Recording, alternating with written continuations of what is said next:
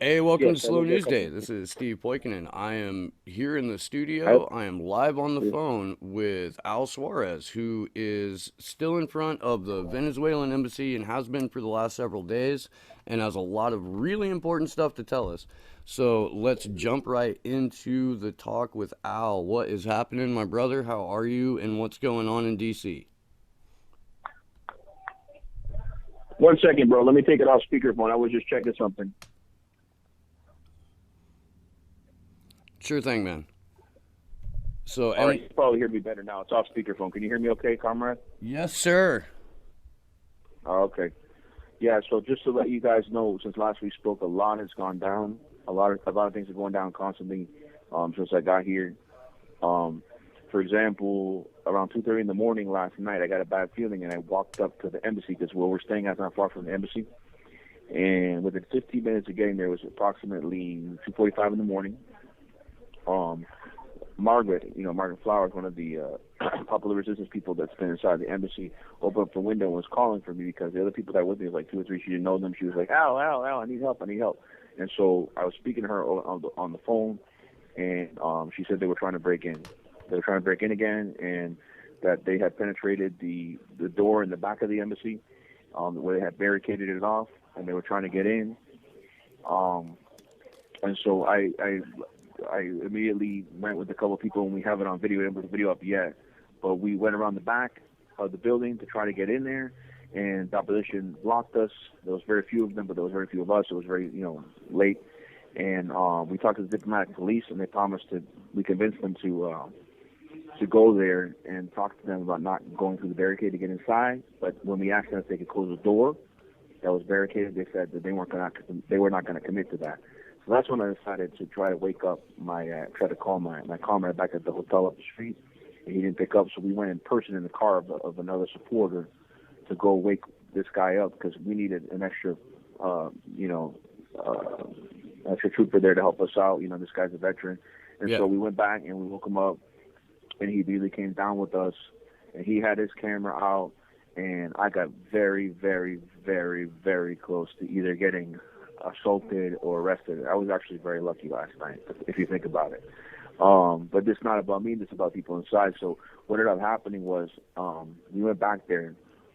Um, the guy in his car dropped off me and my veteran friend, and now we were serious. We were bent on getting over to that door and shutting it and making clear to the fascists that we were not going to permit any more penetrations to the building, any more intimidation. Right? And I'm talking in English and Spanish. Um, and so we get there, and they do what they always do. So what happened was they immediately put a woman in front of me because they want me to look like aggressive and anyone, that's what they do. And so when they put the woman in front of me, she hit me with an umbrella. And again, I wasn't really assaulted. It wasn't that big of a hit. But yeah, she hit me with the umbrella that she had, and then a Oh guy shit. came from behind and pushed me up against her to make it look like I hear some noise in the background. Is everything all right? Yeah, everything's fine. Sorry. Okay, Yeah. cool. So he pushed me. He pushed me up against her, and they were filming it, making it look like that I was the aggressor. And so at that point, I had two choices: either back off or continue to try to get in and have to push the woman. And I didn't want to do that. So I backed off, and the police came. And you do not know how close I was to getting arrested. And I don't mind getting arrested, but they were very close to doing it. The officer was putting on the gloves. They're getting ready to get the handcuffs out, and they were asking me questions, but they weren't even listening to me. They were just ready to arrest me because they've been very one-sided. Yeah. Yeah. So Yeah. when he's preparing to arrest me, then all of a sudden the sergeant on the other side says, "Don't talk to him. Just come back over here." And then we got out, but we didn't get out running. We left with dignity. We walked very slow, and we made sure everything was all right. And I wrote Margaret that we were going to be close by in case they need us later. We made it clear to them that that door needs to be shut and there can be no penetrations in the building. Now, interestingly enough, this morning, about 9 a.m. Eastern, one of our comrades got a call that the firefighters were entered the building. This is when I ran. I was in my pajamas, so I immediately put on my clothes and I ran. It took about 5 minutes, and we were back at the embassy again. And I thought that they were going to shut it down. I was thinking the worst, you know what I'm saying? I thought there was either a fire or they were going to shut the building down and force our comrades out from inside, right? Yeah. So I got there, and luckily by then the fire truck was already going away. They said they smelled smoke, and they inspected it, and they left. But let me tell you, man, because you know how dispatchers operate, I would not be surprised if they were trying to light a fire in the basement, because there was already talk of them trying to do that, and that's probably what they were trying to do last night. But we had caught them in the act. We didn't catch them like with the lighter, but we caught them like trying to get in to do something mischievous. You know what I'm saying? Yeah. So I wouldn't be surprised that initial smoke that they found, they probably put it out before the firefighters got in, but they're trying to smoke them out, man. I wouldn't really be surprised about this. So I want to get the word out that we need more people here, because you saw the video yesterday. Yeah, we outnumbered them 4-1. We had about 100 people. They had about 4. I mean, they had about 25. But if we outnumbered the 4-1. But if today we get like 1,000 out, we could really bring the food to help them out, because yes, they're getting some rainwater collected to be able to drink, but they're losing their solid food, man. These people could die. They're inside and they're committed. So we need people out here. But also very important, I didn't mention on your show last time, call your congressperson. Remember, all their offices are here in Washington, D.C. This is our nation's capital we're talking about. Calling congresspersons to say American lives are at risk. Yeah. You don't have to make it about Maduro. You know, these are American lives, you know, and they're practicing their constitutional rights to protest, and they're at the invitation of the legitimate government of Venezuela. So not only calling your congress people, call PepCo. It doesn't matter if you're in Hawaii. Wherever you are listening to this, look up PepCo, PEPCO. That is the electrical company that's been complicit in turning electricity off, even though they were paid by the Venezuelan government, the real Venezuelan government, to keep the light on until the end of May. So call PepCo and complain why they haven't put the electricity back on, why they're putting American lives, including elders' lives, at risk. And also, I don't know the name, but look up the DC Water Company. It is just DC Water, Al. That's it. It's DC Water. Okay. I haven't had a chance to look it up. I was blowing them up yesterday, both on the phone and on Twitter. You're absolutely right. We can call elected officials. We can call PepCo. I want to go back to the rainwater collection thing, though, real quick, if I could, because that's just fucking insane.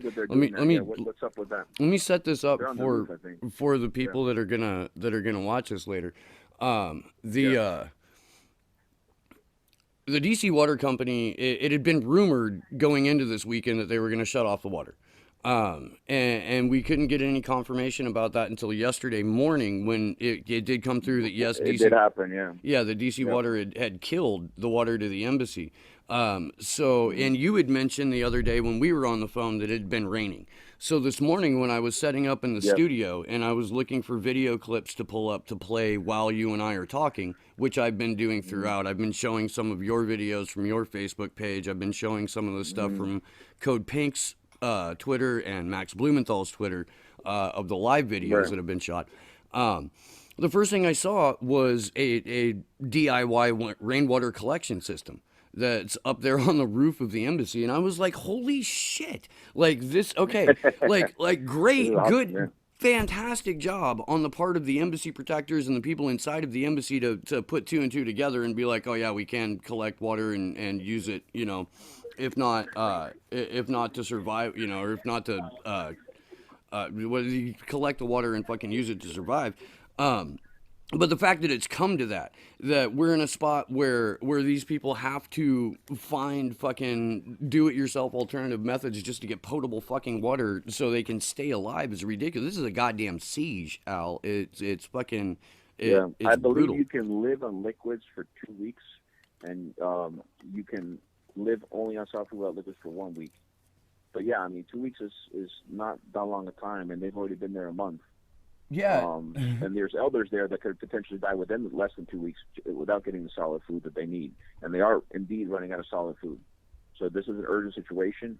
In case you didn't listen to last show, people are being brutally beaten and charged with felonies for trying to deliver food by either the SS or the fascists themselves. And so what's going on, you know? So they, what was I going to say? Oh yeah, I was saying stuff like, you know, don't worry if you do get arrested, because if you had a jury trial and you have the right to ask a jury trial, they would laugh out of court. They say, oh, you delivered a zucchini and you were trying to feed American citizens, and you said it's a missile at the embassy, and it would be laughed out of court. But the problem is that a lot of people live in different states and they have their own obligations and they can't make it to court, so they're worried about getting arrested. So if we have the numbers again, if we have 1,000 people in front of the embassy, this is no secret. If we have 1,000 people, you know how easy it would be to be able to bring some food up, and a lot of people would not get arrested. So, we do need the numbers, but also people that can't make it, that can't afford to come, they can call the congressperson, they can call PepCo, they can call Water DC. There's things that we can all do to add pressure for this situation to be resolved. So, When at least the immediate situations, what's the overall feeling, as far as the mood of your fellow comrades out there on the ground in front of the embassy? The people are very resilient. There was a guy that was helping us out that I mentioned earlier. He's from Cincinnati. He was giving us a ride, David, and he stayed out there all night, well beyond what we expected him to do. Like, he was there at 9 a.m. He was there to see the firefighters come. Like, if he wasn't there to tell us, because a lot of people inside can't communicate with us anymore, we wouldn't necessarily even know. And so it's good that the opposition sees the few that are still there. There's probably less than 25 right now, but the few that are still there, it's good for them to see that any little thing happens, we're coming right back, and we're close by, because they got to know they can't get away with this. If they're going to try to smoke them out, we're going to be there, Dude, I can't thank you guys enough for what like I said, and I've said this, to my audience too. I feel really fucking frustrated being stuck here on the opposite side of the country, and I have 2 jobs. I have a bunch of shit that, like, I can't just drop and leave right now. 3 kids and all that shit. So I'm eternally grateful for you guys, and I'm fucking amazed that this little show, Slow News Day, is one of 12 outlets on the fucking planet who have had somebody on the ground talking to you, telling us what's going on. This is a fucking failure of the national media. It's a failure of lefty media to not be screaming about this to the hills and we've as been often. telling everybody it's irrelevant whether you like Maduro or not. This is about human rights. This is about international law. There were several opposition candidates that ran that were more moderate. The extremists boycotted it, as you know. The extremists want a foreign invasion. Put yourself in their shoes as a Venezuelan. The far majority are against the foreign invasion of their country. The U.S. sanctions are causing these problems. So whether or not you think Maduro's doing a good job, what really matters is that you're here to defend the U.S. activists' lives at this point, and also to defend international law, right? I mean, just basic human rights and American law. Like, for example, the Vienna Convention prohibits the SS, or Secret Service, from being anything but neutral. They have to just be there and guard the embassy. And instead, they've been extremely one-sided, even did the beatings for the fascists, as they did against the President of Veterans for Peace, who luckily was not trespassed like others and was able to return. And I got pictures of him and talked with him as well. But, this is just the commitment of the activists here. It's inspiring. There's a core group, but there's also ones that just come and chant one day and then they don't come back. We don't need that. Yeah. We don't need chants right now. What we need is boots on the ground, people that are ready to strategize with us, you have to do a diversion, whatever strategy you want to implement, and you want to consult with us on it, come and help us so we can find creative ways to get the aid in, because just because they have water, again, it doesn't mean that within a few days they're going to be good. They're going to need solid food, and they're running out, and they desperately need help. So that's what's going on now. And they need chargers too. Yeah, my comrade just here told me they need chargers too. I mean, they have batteries, but again, you can only rely on batteries for so long without electricity, Yeah, I agree. This is such a failure on every conceivable level, except for the actions that the embassy protectors are taking. If it wasn't for you guys, the people inside this building would probably be dead. If it wasn't for you guys, we wouldn't know about this shit. Like, this would have been done in the dark with, And you have to inform the fascists of the laws. I tell them right to their face in English and Spanish. Like, when they were saying that I assaulted the girl, and we know very, very, very well that I would never do such a thing, we said to give false reports a felony. It is. And, they know they could potentially kill an American life. They think they're untouchable because they're getting promises from Trump. Trump's betrayed so many people that he supported. We told them this.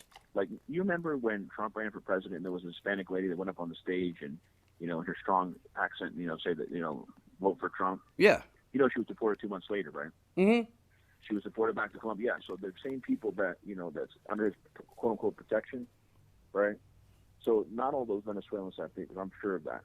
Yeah, so, Donald Trump has or convicted of killing an American, or manslaughter, or something like that. But you know very well there's other people complicit in this. The authorities, if that happens, blood is on all of their hands. You know that. Oh, absolutely. And this, I mean, this goes from Donald Trump down the ladder and over to the intelligence agencies ladder, and Hmm. they're all complicit in this. And, And and Donald and the Trump has way a that they lifetime. operate with such few people, trust me, they have got training, military training, and probably from the United States as well. Yeah. And Donald Trump, you're right. Like you were just saying, Donald Trump has a 60-year history of throwing people under the bus and burning people when they stop being useful to him. And all of these people that are acting on his orders in front of the embassy right now are going to immediately be thrown under the bus when this thing falls So what apart. people don't understand is that only 14% of Venezuelans. There was a Chilean survey. They're very respected in South America, and they asked the Venezuelan people how many wants a foreign invasion. And with all the desperation and the crisis, only in the manipulation of the media, there was controlled by the opposition mostly. Only 14% wanted it. So only about 14% agree with Voluntad Popular's extremist view, which is the party that Guaido and Lopez are part of. And Voluntad Popular, they go to Colombia. They're trained by the right-wing paramilitaries and probably by the CIA. And they have these military tactics. With only 10 of them, they made a human chain that prevented us from going in, even though we outnumbered them. Like food at one point, it's like, no, they have some type of training to be able to do something like that. And I can tell you that firsthand. And I mean, I've seen a couple of a couple They of speak people on. perfect English, too, by the way. So a lot of them lived here a while, yeah. Yeah, and a couple of the people have been doxxed on Twitter and found out to be either high-ranking Americans? officials. Well, yeah, either Yeah, Americans or expat Venezuelans who were part of the yeah. administration pre-Maduro, or I'm sorry, pre-Chavez. So these are people who've been, waiting for Well, 25 they years to probably get backed back the in coup power. against Chavez in 2002. Yeah, and Because a lot they're of those people, rather than go to jail for their complicity, went to exile. Now they're here causing a ruckus. well, their exile was here. They went Yeah. to, they went to cushy consultant gigs here in the States, or they got, Hmm. some sort In of DC firm. too. Yeah. And Yeah, they're in DC. those are the people that are standing in front of the embassy right now. I saw briefly the other day where they were trying to like wave money at you guys. Do you know what that's about? Oh yeah, I saw that. But guess what? We have people wave money back at them, and that's projection because we know they're paid very well. The money that they raised in Colombia, the 2.5 million, I know NGOs in South Florida, they couldn't get any of that money. Where did that money go to? So they have their fancy tent and occupy the embassy on April 30th, the same day that they tried to do the coup. All the timing, it's not coincidental. So it's either getting funding from our tax dollars from this government, and also the money that was supposed to go to humanitarian aid. These people are thieves. They're paid, and everything they tell us is projection. They claim that we assault. We're nonviolent. They're the only ones assaulting and pushing people up against their own people. You know, it's almost like a type of false flag, right? Because even the New York Times reported, finally, like a couple of weeks later, that the bus with the so-called humanitarian aid on the border was blown up by their own people, and they tried to blame it on Maduro. And my theory is because we already know that Elliot Abrams was convicted of gun smuggling in El Salvador, that they were bringing a bus full of weapons, and they were going to get caught by the Venezuelan troops on the border, and that's why they blew it up, to cover up what they were doing. That wasn't humanitarian aid. What president, even a dictator, would want to starve their own people? It wasn't that Maduro was trying to block aid, and he's got aid now from Russia and others. It was that they were trying to bring the guns in. This Well, is what and they do, you this know. is Elliot Abrams' playbook throughout Yep. history. This is what happened in El Salvador, as you said. It's what happened in Guatemala. It's what happened in In Venezuela in Nicaragua, all those 2002. countries. Yeah, Yep. we don't change the playbook because nobody ever gets called out for the crimes they commit. Yeah, we talked about that once, right? That Yeah. their playbook stays the same because it's either that they're dumb or they keep getting away with it. Well, and it's a little of column A and it's a little of column B. When I had John Kiriakou on the show, I Mm-hmm. asked him flat out, like, why doesn't the playbook change? And he said, the playbook doesn't change because the people in the CIA aren't very creative. But they're not very creative because they don't have to be. Nobody's challenging Right. them to become more creative because they've never experienced a consequence for doing any of this Well, shit. you know what Einstein would say about that, right? Making the same mistake again and again, and expecting different results. They supported Al Qaeda. We saw how that worked out. They supported ISIS, and we saw how that worked out. They keep making the same mistakes, and they keep backfiring. Now they're supporting these fascist groups, like they did in Ukraine, like they're doing in Venezuela. It's all connected.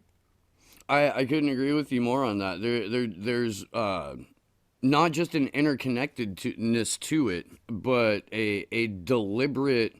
This is almost it's almost a domino theory in reverse, where we're going into these countries, either preemptively or for nefarious reasons, and we're knocking down democratically elected left-leaning leaders, and Yeah. that's how we operate, and And we need to do propping it up on. Saudi dictatorships that behead anybody that questions them. Yeah, and Who's the real we have to dictator do here, it right? on multiple fronts, because if there's ever a united international workers or poor people's uprising, these guys are fucked. So they have to keep different parts of the country exploding at different times and keep this sort of situation of chaos rolling. Otherwise, their whole fucking house of cards collapses on them.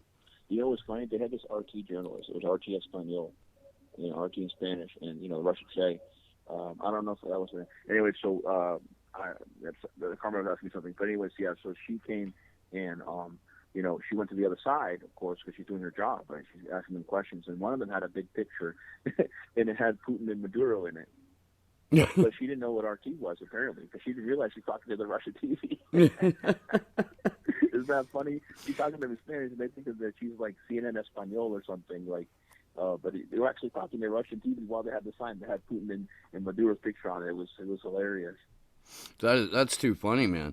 And that's the other, like, you can't send in a group of people under orders from ostensibly Donald Trump or Marco Rubio, Mike Pence, and Juan Guaido, um, and not give them like a briefing. Like, they're coming into it cold. They know they're gonna have protection. They know that they're Oh yeah, gonna. they started yelling. Stop Russian invasion of Venezuela. While they're calling for a U.S. invasion, there's 100 Russian trainers there. That's not an invasion. So it's all projection. Like you're for foreign invasion, Russia. It's like, what are you talking about? There's 100 trainers there.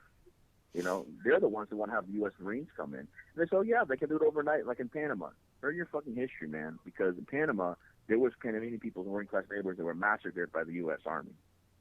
But these people don't care about the working class people. I mean, Guaido can't even enter these neighborhoods. These are all the elites. From everything that we've been seeing and that we've been able to read about this situation, about the coup in general, 81% of Venezuelans had no idea who Juan Guaido was when he announced himself president of the country. 81%. He doesn't even have the majority of the National Assembly. They were switching it. Like they have I don't know, every 2 months they switch to a new president of the National Assembly. And so his group was actually a minority even within the National Assembly, which is or was controlled mostly by the opposition. So he does not have popular support. He's very unknown. He was educated in the United States. He actually studied on the street from here at George Washington University. And guess what? He never speaks English. Yeah. Because when he speaks English, he speaks perfect English. Because he wants people to think that he's just, speaks Spanish. He's always in Venezuela. He's freaking educated here, bro. And he was groomed probably by the CIA. I mean, that's the thing. When and again, when John Kiriaka was on, like, incredulously, he said, "Who is Juan Guaido? Like, who the fuck is this guy?" And then we're breaking down his pedigree, his background. And George Washington University is about 22 miles from Langley. Like, it literally, it's within. That's the center of the CIA. Yeah, I don't know. I'm almost positive that the buildings are in the same county. Like, you don't even have to cross county borders to get from one to the other. And George Washington University has historically been a recruiting pool for our intelligence services. If people who come from other countries like Guaido, then those are the people that go into foreign, surveillance operations, counterterrorism operations, or like Guaido, become a fucking puppet of the intelligence agency and military industrial complex. Guaido was about 18 years old in 2002 during the first coup attempt against Chavez. So he was too young to have a leading role, but I did hear he was involved with that back then. And this guy's only 35 years old. Again, he's not known in Venezuela, but the U.S. sees him as a perfect puppet. And actually, I was talking to somebody earlier. Have you ever seen his eyes? Yeah. It's scary, man. It's like he's got no soul. But he is handsome. And they're saying, oh, look, he's like the Venezuelan Obama. It's like, give me a break, man. This guy's a fascist. But, these people, they get manipulated. It's like, and they're actually proving this right in so many ways. They shut down our press conferences. They don't believe in free speech. They're starving out Americans because they don't agree with them politically, just like they're trying to starve out their own people. So everything that we've been saying, these extremist groups that are taking over the outside of the embassy, they're proving us right on every single point. and nobody can tell me that's not true because I'm here. So. And we can't thank you enough for being there, Al. Again, man, Yep. my head and my heart really want to be there and supporting you guys, and it pisses me off that I'm Well, unable to. everybody has But their role, you know. Some yeah, people house activists, some people spread the truth, like you're doing. You know, there's things you can do, and others, you know, contacting PepCo. That's a good move. They don't really have confidence they're going to do anything, but eventually they should feel the heat. Because probably they have assurances for Trump. Oh, nobody's going to do anything about it. Don't worry. Hell no. We have people from Philly coming down. They've already announced it online. They're ready to occupy PepCo, man. So you got to keep the pressure up, you know. that is fucking awesome. So they're going to occupy the actual electric company building and not the They already embassy. did, but now they're going to bring more people, That's the and they're going to fucking way to occupy do the it. water company. That's the way to do And, it. you know, hopefully bring some people to help reinforce at the embassy. But it's not over, man. And I'm still going to be here Monday morning. I'll be with them. So there's shit going down, you know. For sure. For sure. Well, Al, I'm gonna let you ring off and let you get back to what you're doing. But thank Yep. you again. Thank you so much. And I can't believe that this little show, Slow News Day, is one of a dozen that have been able to talk to somebody there. And it's more like fast news day, right? We're going to news out quick. All right, brother. All All right, right, take we it will easy, talk man. to you soon, man. Thank you so much for your time. Al Suarez, ladies and gentlemen, back with us at the DC embassy. I don't I don't know if the gravity of the situation comes through in Al's very mellow, very reserved voice. Al is a very intense dude, but I think that I think the urgency is a little bit lost in the mellow nature of that wonderful human being. You guys, they're collecting rainwater on the roof. They're um, and surviving on liquid. They're on a liquid diet. We've had people who have been, they started coming for the embassies in April. Since April 30th, at the DC embassy, the people who are inside have been without food and water and medicine. Um, these are siege tactics. These are war crime tactics that are being implemented against the people inside the Venezuelan embassy, who again have been invited to be there by a legitimate government. Juan Guaido and his make believe government is recognized by 52, 54 out of 194 countries. There's not even half, barely half of half. We got 30% of the world tops, 27% of the world tops that recognizes Juan Guaido as some sort of leader of Venezuela, and he has not been elected. he does he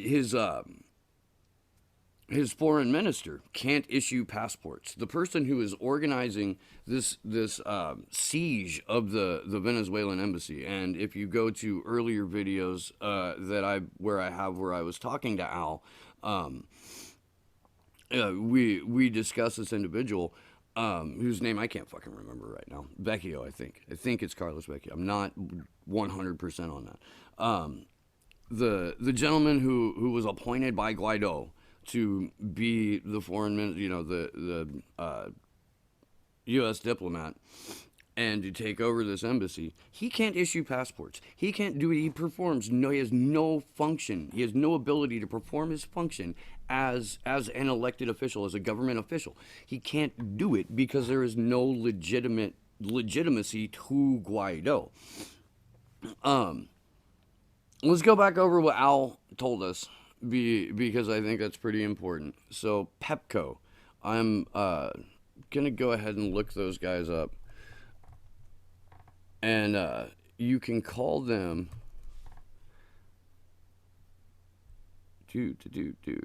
PepCo at 202-421-7239. The Washington, D.C. number for the electric company responsible for shutting off the power at the Venezuelan embassy is PepCo. And again, their number, 421 7239 in the 202 area code. And we'll look up DC Water's contact information as well. If you're listening and you're listening in the United States, call your representative, call your senator, your congressperson. If you're in the DC area, call PepCo at the number that I just gave you. Call the DC Metro Police. Call the Secret Service's open number. These are, Al's right, these are all small things that we can do to that will have a big impact if we all do them. Fucking interwebs. Oh, and it's possible that DC Water's website has crashed because of all of the harassment they have been receiving over the last 24 hours. Fuck, man. This is ridiculous. Okay. So you got PepCo's number. Let me...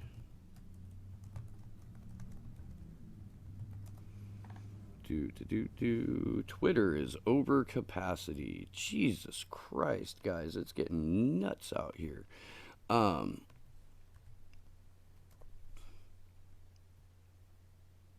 Live at the Venezuelan embassy. My God.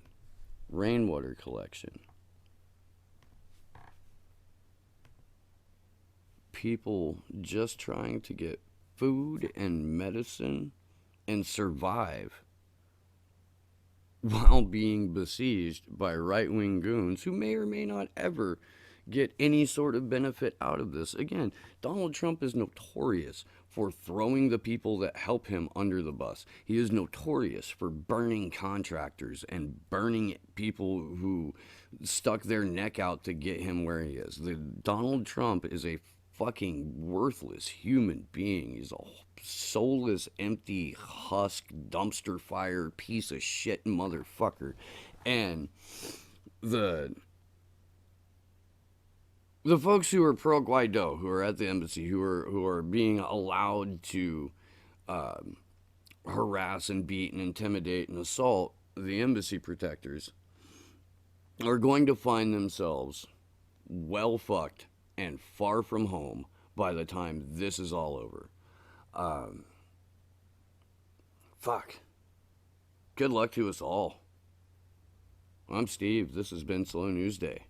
Thank you very much for hanging out with us. If you dig what we're doing, make sure that you subscribe to the channel. Make sure that you share it with friends. And make sure that you tell people what is going on in the Venezuelan embassy in Washington, D.C. As Al said on the show a couple of days ago, the consulate in New York and the embassy in New York have already been taken over by Guaido forces. This is the last outpost that the legitimate government of Venezuela has in this country. Good luck to us all.